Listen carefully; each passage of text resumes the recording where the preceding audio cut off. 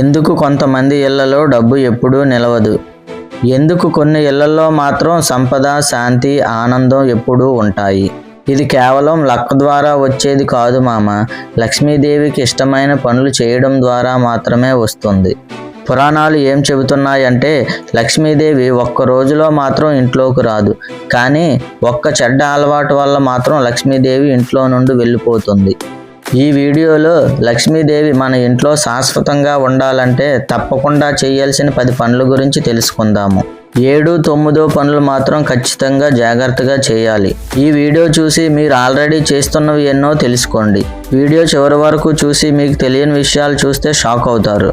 లక్ష్మీదేవి అంటే కేవలం డబ్బు కాదు, ప్రాస్పెరిటీ, పీస్, పాజిటివ్ వైబ్రేషన్, ఈ 3 కలిస్తేనే లక్ష్మీదేవి.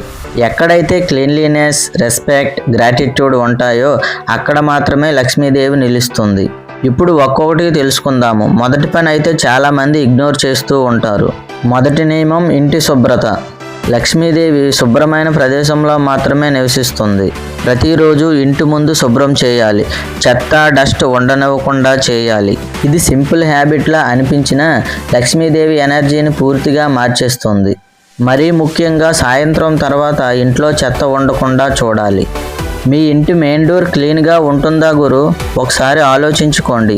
2వ నియమం సాయంత్రం దీపం వెలిగించాలి. సూర్యాస్తమయం తర్వాత ఇంట్లో డార్క్నెస్ పెరుగుతుంది. అప్పుడే నెగిటివ్ ఎనర్జీ కూడా యాక్టివ్ అవుతుంది.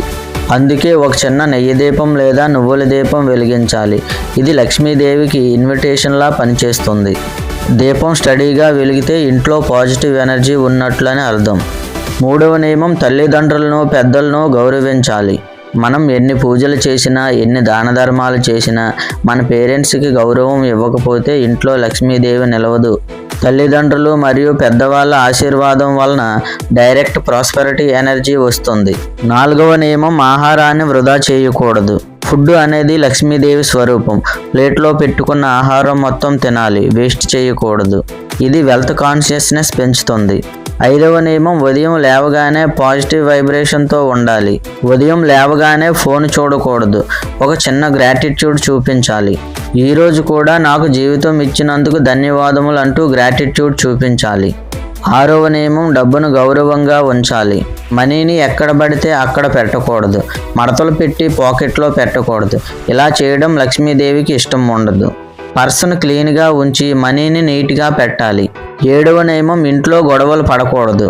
లక్ష్మీదేవి శాంతిగా ఉన్న వాళ్ళ దగ్గర మాత్రమే ఉంటుంది. ఎప్పుడూ shouting, arguments, negative words use చేసే వాళ్ళ దగ్గర లక్ష్మీదేవి నిలవదు. 8వ నియమం ప్రతి శుక్రవారం పూజ చేయాలి. పూజ అంటే పెద్ద పెద్ద రిచువల్స్ అవసరం లేదు.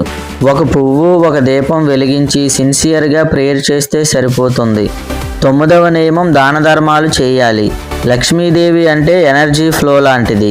మీరు ఒక చిన్న సహాయం చేస్తే అది మల్టిపుల్ అయి తిరిగి మీ దగ్గరకు వస్తుంది. చిన్న హెల్ప్ అయినా సరే మనస్ఫూర్తిగా చేస్తే లక్ష్మీదేవి అనుగ్రహం లభిస్తుంది. 10వ నియమం పడుకునే ముందు గ్రాటిట్యూడ్ చూపించాలి. రోజు ముగిసే ముందు ఈ రోజు జరిగిన మంచి విషయాలకు ధన్యవాదాలు చెప్పుకోవాలి. ఇది మన మైండ్ని ఎప్పుడూ పాజిటివ్ ఎనర్జీలోనే ఉంచుతుంది. లక్ష్మీదేవిని ఇంట్లో నిలిపేది పెద్ద పెద్ద పూజలు కాదు, మనం చేసే చిన్న చిన్న పనులు. Clean heart, calm home, gratitude mind, ఇవి ఉన్న చోటే సంపద నిలుస్తుంది. ఈ 10 పనుల్లో మీరు ఎన్ని పనులు చేస్తున్నారో కామెంట్లో చెప్పండి. ఈ వీడియో మీకు యూజ్ఫుల్ అనిపిస్తే లైక్ చేసి మీ ఫ్రెండ్స్కి షేర్ చేయండి. ఇలాంటి మరిన్ని డివైన్ సీక్రెట్స్ కోసం మన ఛానల్ని సబ్స్క్రైబ్ చేయడం మర్చిపోవద్దు గురు.